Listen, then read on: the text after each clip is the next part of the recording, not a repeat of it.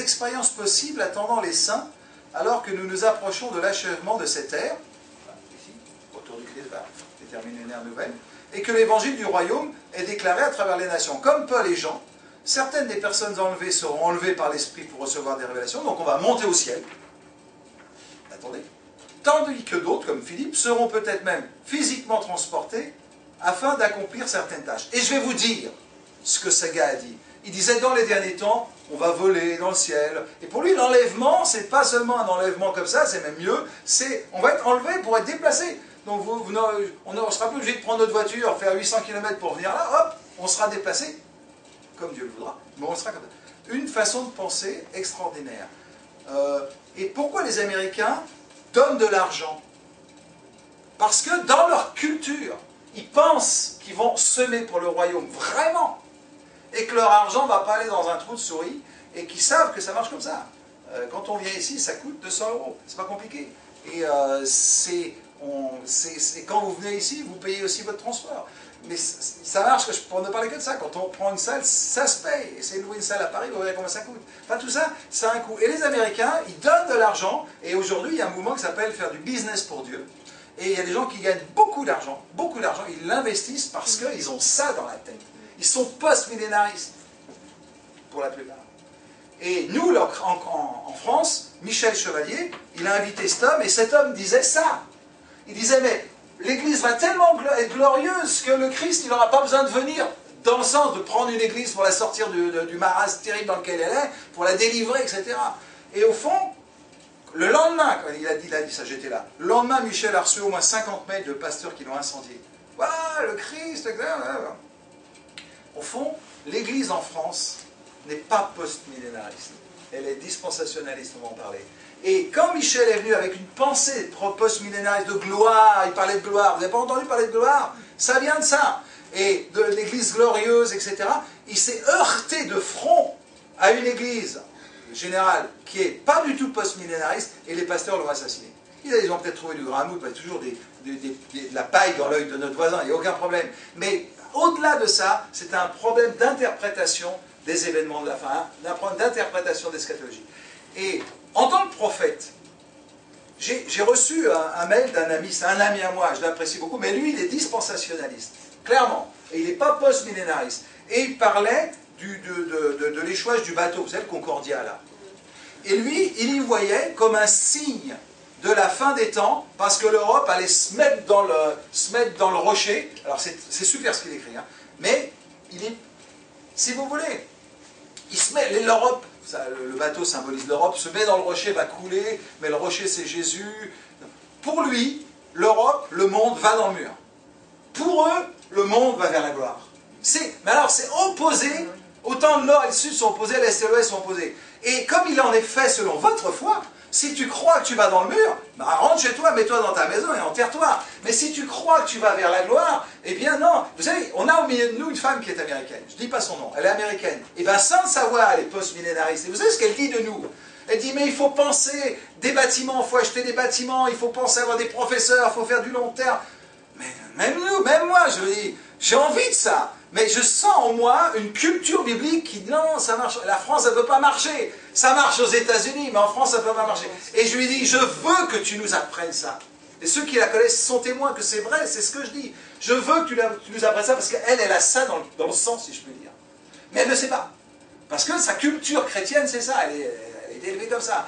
Et peu importe ce que vous voulez être, même si vous choisissez rien, je m'en fiche. Ce que je veux en tant que prophète, c'est que vous soyez à l'écoute de quelque chose que Dieu dit, qui ne soit pas enfermé par votre théologie, ou pas plus de théologie, mais votre compréhension de l'eschatologie.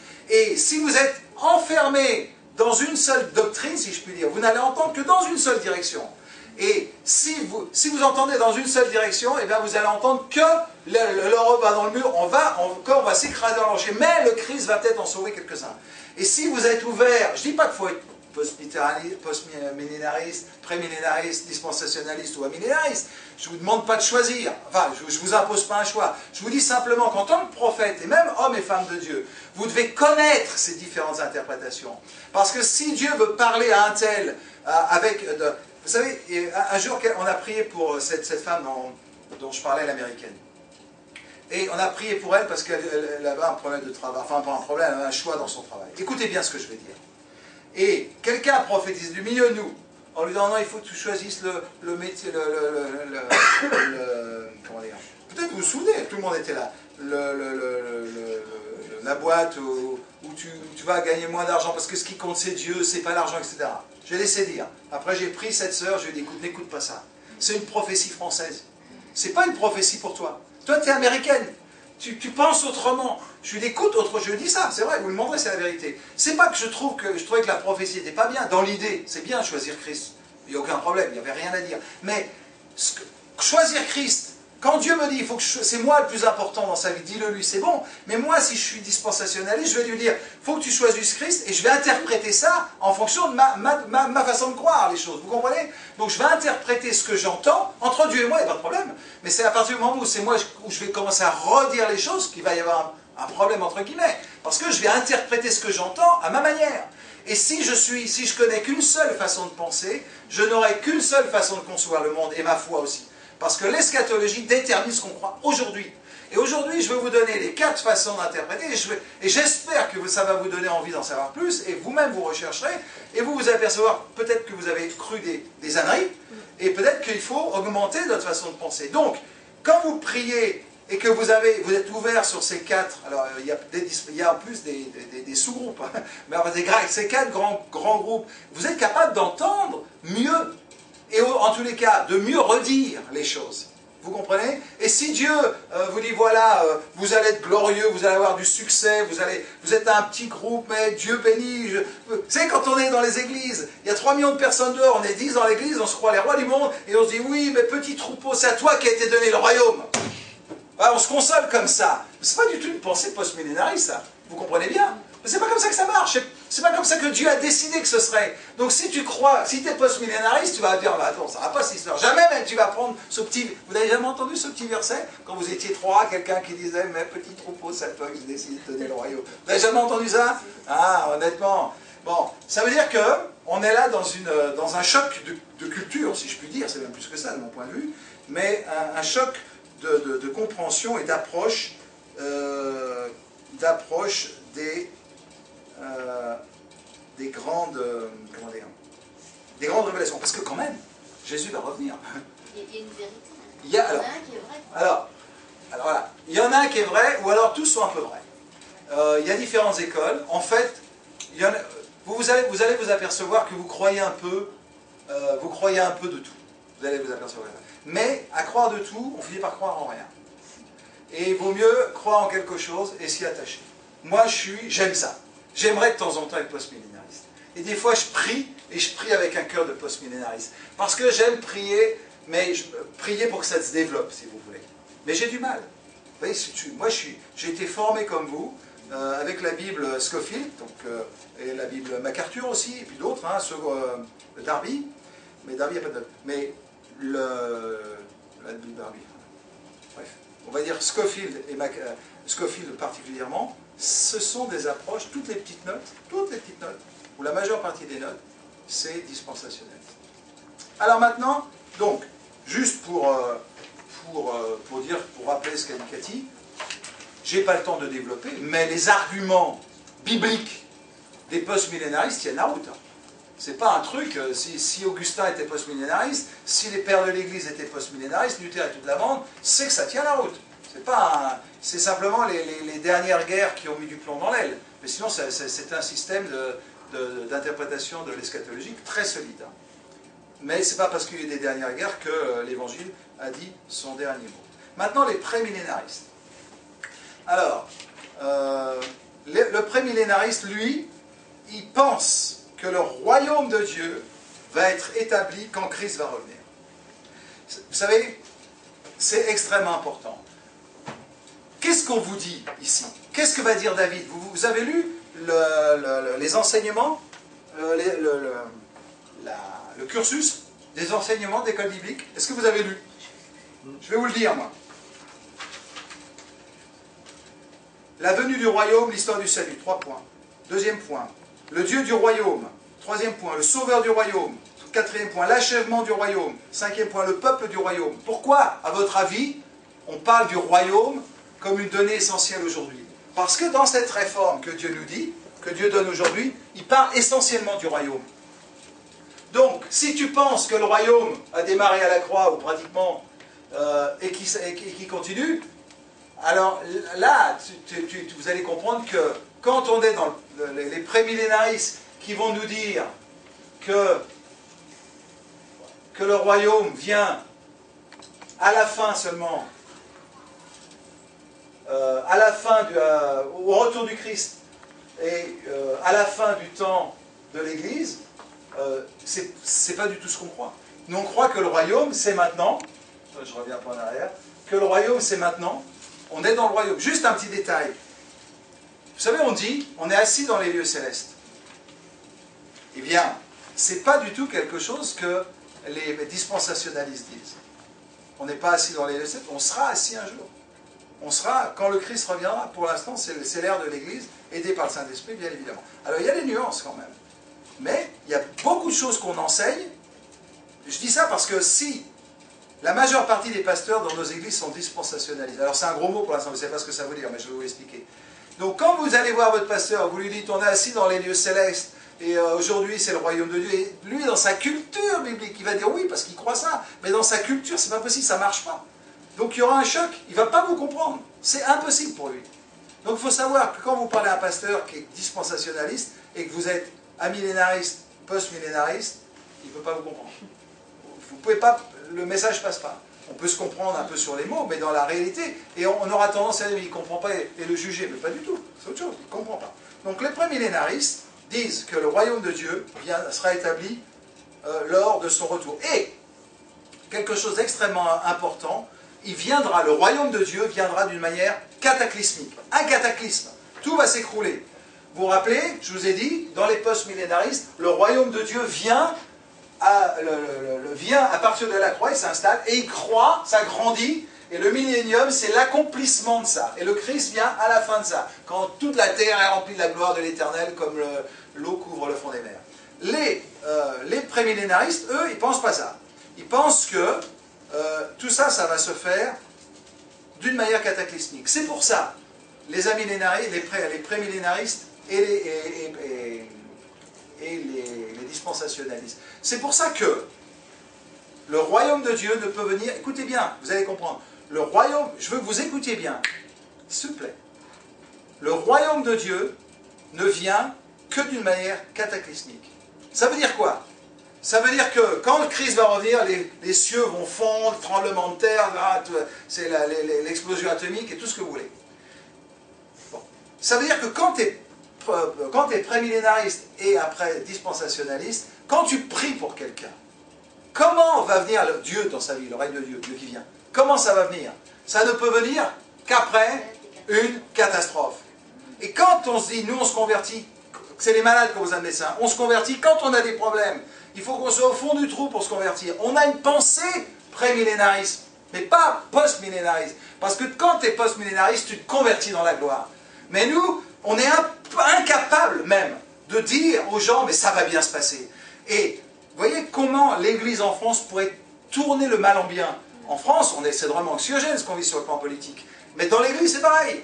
Et en plus, les prophètes, mais l'Église trouve dans le monde des éléments pour amener l'anxiogène dans l'Église. Et quand vous écoutez des prédications, et vous entendez les pasteurs, regardez ce qui se passe à droite, regardez le Concordia qui va s'effondrer, qui va couler, c'est l'image de l'Europe qui va...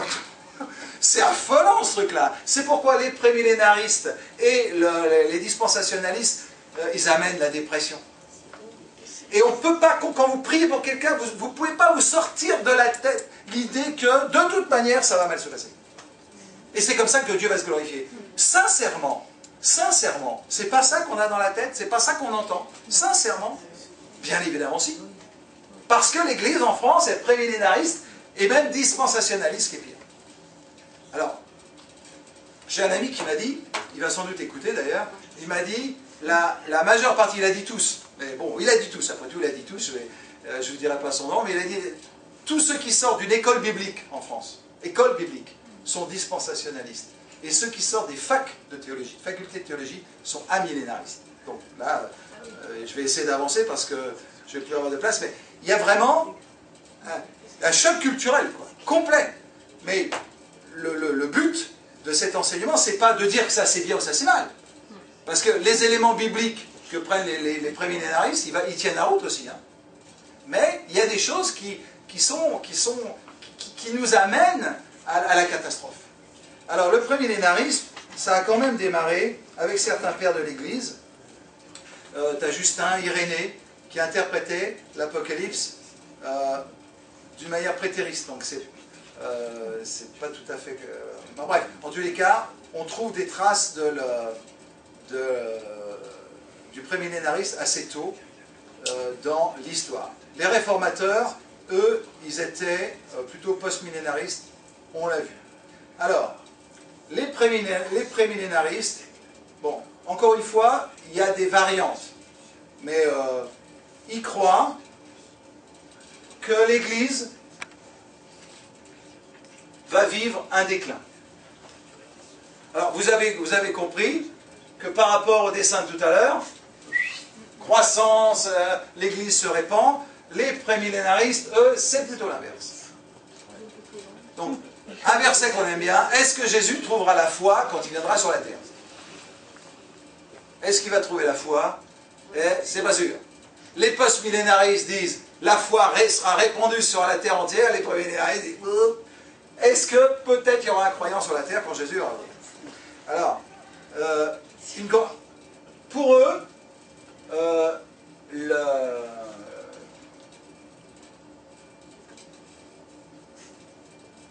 l'évangélisation des nations va se faire avec l'abus d'un antichrist et une grande tribulation.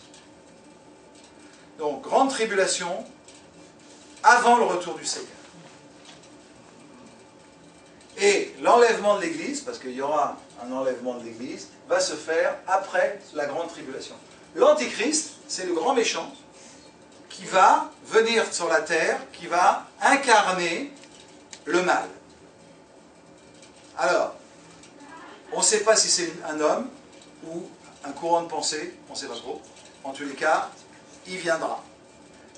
Ça, vous le connaissez. Grande tribulation. Alors, grande tribulation, ça veut dire quoi? Ça veut dire que tous les chrétiens vont être zigouillés. C'est pas compliqué. Est-ce qu'il va en rester un? Non, il n'y en aura pas, ou très peu. Et ceux qui tiennent, ils se terreront dans leur maison. Ils ne donneront pas leur nom à la sous-préfecture, parce que si on donne le nom à la préfecture, l'État l'État, c'est un État dirigé par les francs-maçons. Et ils vont empêcher les chrétiens de se réunir. Et d'ailleurs, c'est si vrai que maintenant, si tu veux dire du haut de la chair, en France, en tous les cas, que tu es contre l'homosexualité, tu iras en prison, ou tu seras, ou tu auras des amendes, tu iras au tribunal en tous les cas. Si on a d'ailleurs un ami qui aide les homosexuels à vivre, parce que ceux qui veulent être homosexuels, tout le reste, c'est pas un problème pour eux en tous les cas, mais si toi tu veux te sortir de ton homosexualité et tu es chrétien, vous savez qu'il y a certains chrétiens qui sont homosexuels, hein, et ils ont beaucoup de mal à vivre ça, donc ils se proposent de les aider. Et tu as le lobby gay qui leur tombe dessus, ils veulent faire fermer son association, etc. Donc, du haut d'estrade dans les églises, on nous dit un peu ça quand même, l'idée, on est bien entre nous, on est bien dans la maison de Dieu, et ça va très loin, ça touche tout, cette façon de voir les choses.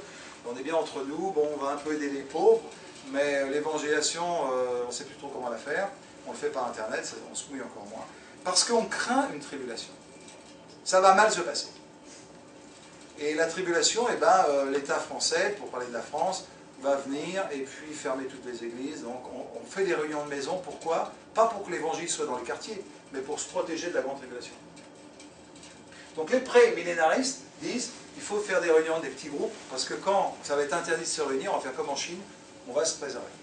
Ouais, vous imaginez, ça va un peu mal. Donc, alors après le retour du Christ, l'enlèvement secret des saints. Ah oui, parce que les prémillénaristes pensent que l'Église va être enlevée, mais de manière secrète. Donc il y a quand même un enlèvement. J'avance. La résurrection quand même, le retour du Christ, et le millénium qui s'installe. Donc, le millénium s'installe, ça veut dire qu'il n'est pas installé avant le retour du Christ. L'Église va en décroissance, grande tribulation, l'antéchrist vient, le mal règne, et Jésus vient, il enlève un enlèvement secret, la résurrection des saints et le retour du Christ. Et il instaure un millénium sur la terre. 1000 ans pendant lequel il va régner sur la terre. Alors, les prémillénaristes sont en général assez littéralistes, c'est-à-dire ils pensent que ce qui est écrit, ça doit effectivement se réaliser. Donc 1000 ans, c'est 1000 ans, et Jésus va régner pendant 1000 ans.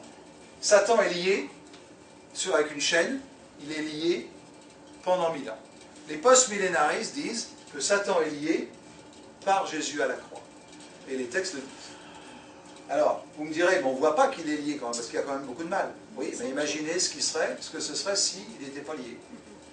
Donc il est lié, il a quand même un certain pouvoir, mais pas le pouvoir de faire ce qu'il voudrait faire, ou ce qu'il aurait fait si Jésus n'était pas venu. Mais à la croix, Jésus a dépouillé toutes les dominations. Il a triomphé d'elle publiquement en les livrant en spectacle à la croix. Jésus a détruit les œuvres du diable à la croix. Il a pillé la maison de l'homme fort et lui a enlevé tout son pouvoir à la croix. Donc ça, c'est fait. Mais les prémillénaristes ne croient pas ça. Enfin, ils croient ça, hein, mais ils croient que ça se réalisera seulement pendant le millénium. Donc le règne de Dieu, pour les prémillénaristes, le règne de Dieu, c'est quand? Le règne de Dieu, c'est pendant le millénium. Avant, Dieu ne règne pas de cette manière-là. Et nous enseignons que Jésus règne depuis la croix et la résurrection. Donc là, on n'est vraiment pas d'accord. Mais ce n'est pas parce qu'on n'est pas d'accord que c'est faux. C'est une façon de voir les choses, contestable peut-être, mais il y a des avantages. Il y a des avantages et des inconvénients dans toutes les doctrines. Voilà. Donc Satan est lié. Et alors, c'est là où je vais en faire sourire un peu moins. C'est que les prémillénaristes pensent que le temple sera reconstruit. Et que Jésus va régner à partir de Jérusalem sur le monde entier par le peuple juif. Au mépris de tous les textes du Nouveau Testament qui nous expliquent il n'y a plus ni juif ni grec, il n'y a plus qu'un seul peuple, etc., etc. Donc, vous trouvez les post-millénaristes, alors surtout avec les amillénaristes, qui ont une passion pour Jérusalem, ils veulent habiter Jérusalem.